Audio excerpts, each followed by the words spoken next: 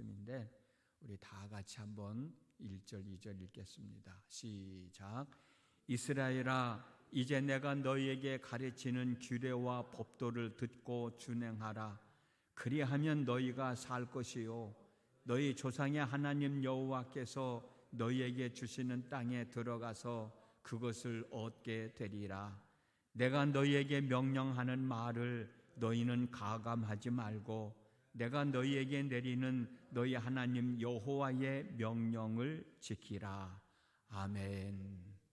오늘도 때를 따라 돕는 하나님의 은혜를 얻기 위하여 새벽을 깨우신 여러분 모두에게 하나님의 은혜가 함께 하셔서 귀하고 복되고 아름답고 행복하게 한날의 삶을 살아가는 날 되어줄 수 있기를 주님의 이름으로 축복합니다. 어제 하나님은 당신이 우리들과 한 약속을 지키기 위해서 쉬지 않고 끊임없이 일하고 계신다라고는 말씀을 드렸었는데 거기에 대해서 조금 더 말씀을 드리려고 합니다. 아브라함이 약속되어진 하나님의 말씀을 믿고 순종해서 가나안 땅에 들어갔잖아요. 그때 하나님은 아브라함에게 이 땅이 바로 너와 내 후손들이 살아갈 땅이다 라고 정해 주셨습니다. 창세기 12장 7절 말씀인데 우리 다 같이 한번 읽어봅니다. 시작. 여호와께서 아브라함에게 나타나 이르시되 내가 이 땅을 내 자손에게 주시리라 하신지라. 아멘. 그런데 하나님은 이스라엘 백성들을 아브라함을 가나안 땅에서 살게 하지 않으시고 애굽 땅으로 인도해 가십니다. 거기서 살게 하셔요. 그 말씀이 창세기 15장 13절에서 14절에 있습니다. 다 같이 한번 또 읽어볼까요? 시작. 여호와께서 아브라함에게 이르시되 너는 반드시 알라. 내 자손이 이방에서 계기되어 그들을 섬기겠고 그들은 400년 동안 내 자손을 괴롭히리니 그들이 섬기는 나라를 내가 징벌할지며 그 후에 내 자손이 큰 재물을 이끌고 나오리라. 아멘. 이렇게 말씀을 하시는 거예요. 그러면 하나님은 잘 살고 있는 아브라함을 선택하시고 부르셔서 고향과 부모와 친척과 아비집을 떠나서 정든 땅을 떠나서 내가 가라 한 땅으로 가라. 그러면 너와 내 후손들에게 큰 민족을 이루어 주겠다고 말씀을 하셨습니다. 아브라함은 이 말씀을 믿고 가나안 땅에 들어갔어요. 아브라함이 이 말씀을 믿고 가나안 땅에 들어갔으면 아브라함으로 하여금 아들, 딸 낳으면서 큰 민족을 이루고 살아갈 수 있도록 복을 주셨으면 될 텐데 무엇 때문에 400년 동안이나 애굽 땅에서 노예 생활을 하게 하셨을까? 그렇지 않아요, 여러분? 그런 생각 안 해보셨어요? 하나님이 지시할 땅으로 가라고 해서 아브라함이 갔는데 가다 보니까 야, 이 땅이 너와 내 후손들이 살 땅이야 말씀하셔서 거기서 아브라함은 제단을 쌓고 하나님 앞에 제사를 드렸거든요. 그럼 거기서 살게 하셨으면 될 텐데 왜 굳이 애굽 땅에서 400년 동안 노예 생활을 하면서 처음부터 노예 생활을 한 건 아니지만 남의 나라 땅에서 400년이라는 긴 세월을 살게 하셨을까? 여기에 대하여 어떤 사람은 창세기 12장 16절을 보면 너의 자손은 4대자가 되어서야 이 땅으로 돌아올 것이다. 아모리 사람의 죄가 아직 벌을 받을 만큼 이르지 않았기 때문이다 라는 말씀에 근거해서 가나안 땅에 살고 있는 아모리 사람들, 그 가나안 땅에 살고 있는 사람들에게 회개할 기회를 주기 위해서였다라고 얘기하는 사람도 있고, 또 아직 가나안 땅에 살고 있는 사람들이 하나님의 심판을 받을 때가 되지 않았기 때문이다 라고 얘기하는 사람들도 있어요. 그래서 이 가나안 땅에 살고 있는 사람들을 어떻게 할 동안 너희들은 좀 애굽 땅에 가서 살아라 라고 그렇게 이야기하는 사람들도 있거든요.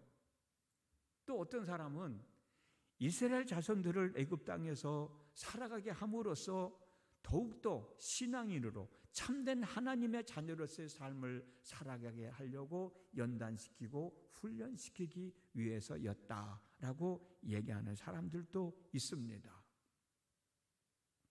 그러나 저는 아브라함의 후손인 이스라엘 백성들이 가나안 땅에서 들어가 살기에는 여러 가지로 부족한 게 많았다.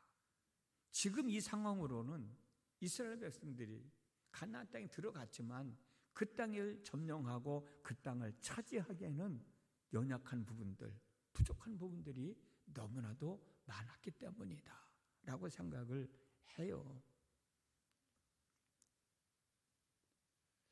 왜 그러냐면 우리가 잘 아는 대로 이스라엘 백성들이 가나안 땅에 내려갈 때 숫자가 몇 명이었습니까? 70명이었어요. 사도행전을 보면 75명이라고 그랬거든요. 지금 이 인원들이 어떻든 많은 시간이 흘렀지만 지금 이 적은 숫자가 가나안 땅에 들어갔는데 그 인원들이 그 가나안에 살고 있는 원주민들과 싸워 이겨서 땅을 정복할 수 있는 능력이 없었기 때문이 아닌가. 그 숫자로 어떻게 그들과 싸워서 그 땅을 차지할 수 있었겠어요? 지금은 이스라엘 백성들이 아모리 족속들과 싸워서 이길 수 있는 능력이 없기 때문에 애굽 땅에서 힘과 능력을 갖추기 위해서 하나님은 이스라엘 백성들을 하여금 애굽 땅으로 들어가 살게 하지 않으셨을까? 아까도 말씀드렸지만 애굽 땅으로 내려간 아브라함의 후손들이 70명이었거든요. 근데 이 훨씬 이전의 시대거든.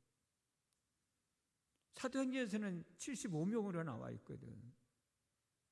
이 사람들이 이 적은 숫자가 어떻게 가나안 원주민들과 싸워 이길 수 있었겠냐는 거예요. 또 한 가지는 이스라엘 백성들은 유목민입니다.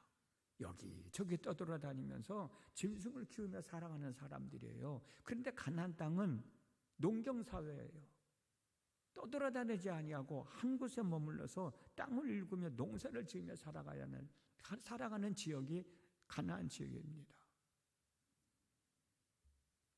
유목민이 어떻게 농사를 짓고 살아갈 수 있겠어요? 농사 짓는 방법도 모르고 일손도 부족하고, 그러니 아직까지는 이 인원으로는 부족하다. 그리고 또 하나는 신앙이 다르잖아요.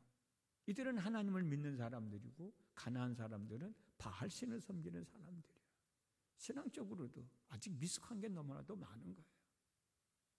이러한 상황들을 고려해서 이스라엘 백성들을 문명 사회를 일구어낸 애굽 땅에서 훈련받으면서 연단받으면서 하나님의 사람으로 살아갈 수 있게 한 것이 아닐까라는 생각을 하는 거예요. 그리고 결과적으로 보면 그렇습니다. 이스라엘 민족이 애굽으로 들어갈 때는 70명이었지만 400년이라는 시간이 지나서 애굽 땅에서 나올 때에는 이스라엘 백성들이 큰 민족을 이루었습니다. 장정만 60만 명이라고 그랬어요. 장정만 60만 명. 이들이면 충분히 가나안 땅을 정복하고도 남을 수 있는 군사를 만들 수 있는 여유가 있지 않겠습니까? 또 아브라함의 후손들이 애굽 땅에 들어갈 때는 목숨을 부지하기 위해서 들어갔지만 나올 때는 수많은 금은 보화를 가지고 나올 수 있었습니다. 수많은 소와 양과 심이 많은 가축을 가지고 나올 수 있었습니다.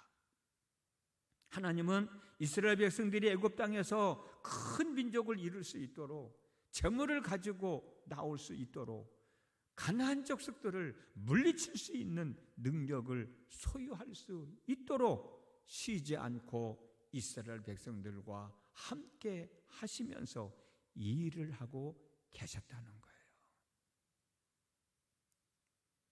그들은 하나님이 없는 줄 알았지만 하나님은 늘 그들과 함께 하시면서 애굽 땅에 들어갈 때는 그런 상황이었지만 시간이 흘러 애굽 땅을 나올 때는 이만큼으로 성장한 모든 것을 갖출 수 있는 이스라엘 백성들이 되도록 하나님은 그들 곁에서 쉬지 않고 끊임없이 일하고 계셨다.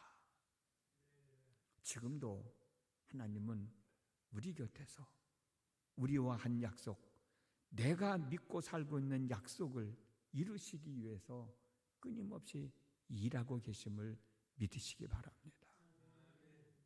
힘들고 어렵고 원망할 일밖에 없어도 그래도 하나님은 내 곁에서 나를 위하여 일하고 계신데 한 번쯤 생각해 보면 더 열심히 힘을 내서 살아갈 용기가 생기지 않겠어요? 그 용기를 가지고 열심히 살 때 하나님이 그 위에 은혜를 입혀주시면 약속되어진 하나님의 말씀은 우리 삶 가운데 이루어지게 되는 겁니다. 그게 믿음의 생활이 아니겠습니까?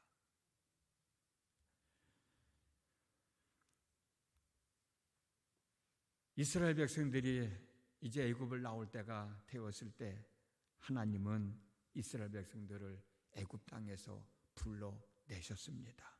그 내용이 출애굽기 12장 35절에서 38절인데 우리 다 같이 한 번 더 읽어보겠습니다. 35절에서 38절.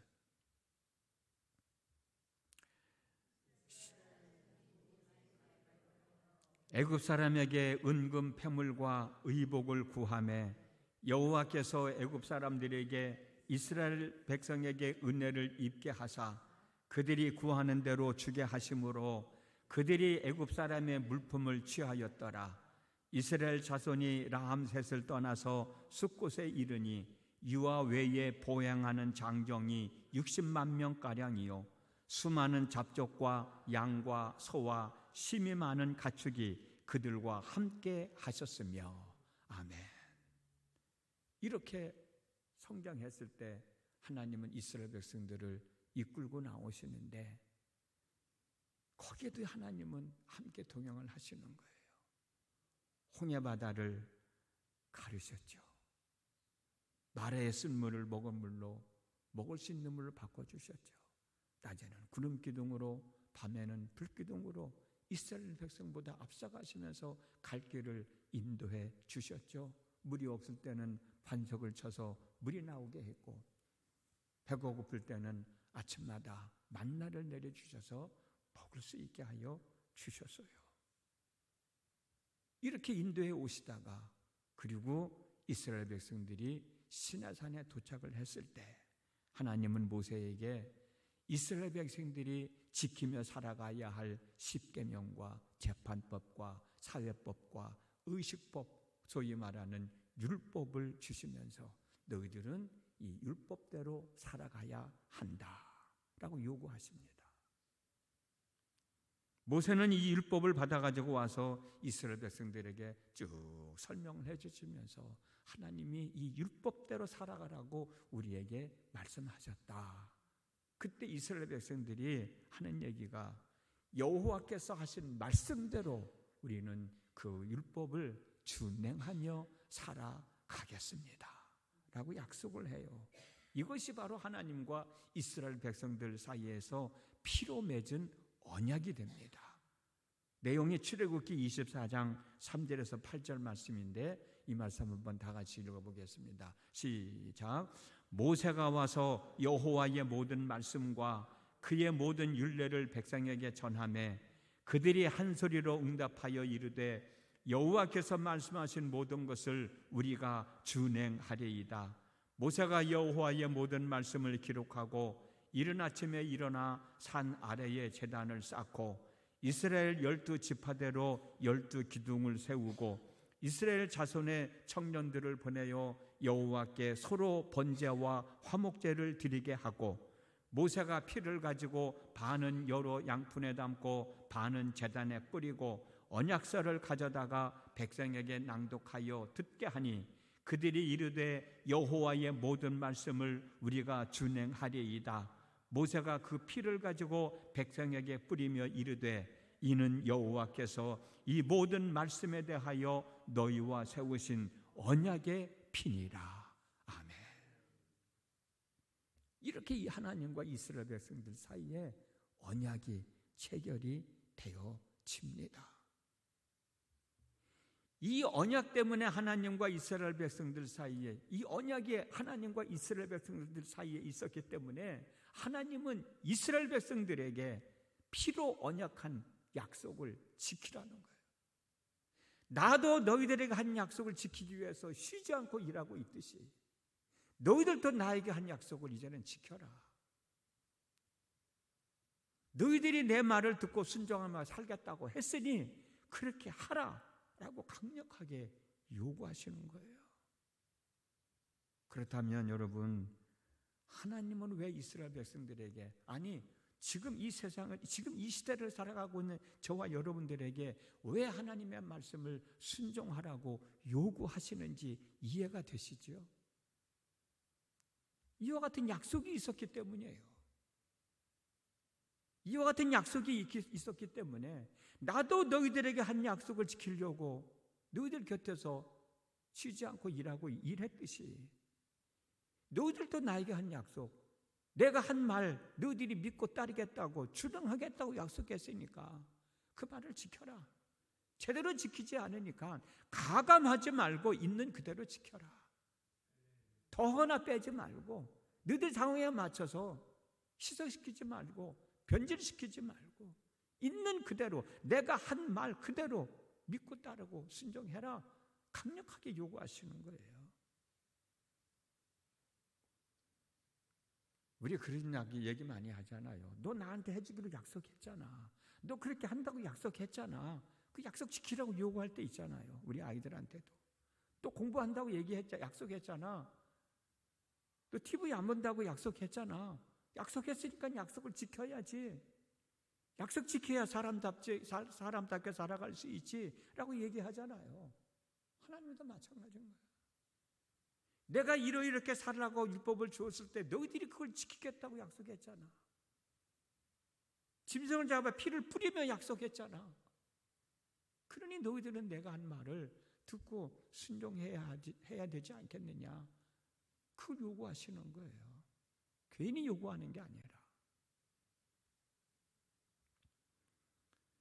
이건 이스라엘 백성들에게만 해당되는 게 아니라 여기 있는 저나 여러분들이나 예수님을 믿어 구원받은 사람들, 모든 사람들에게 해당되는 말씀입니다. 그렇습니다. 우리 모두는 하나님의 말씀을 순종해야 사람답게 살아갈 수 있어요. 내가 하나님께 한 약속을 지켜야 하나님의 사람다운 삶을 살아갈 수가 있어요. 바꿔보고 생각해 보세요.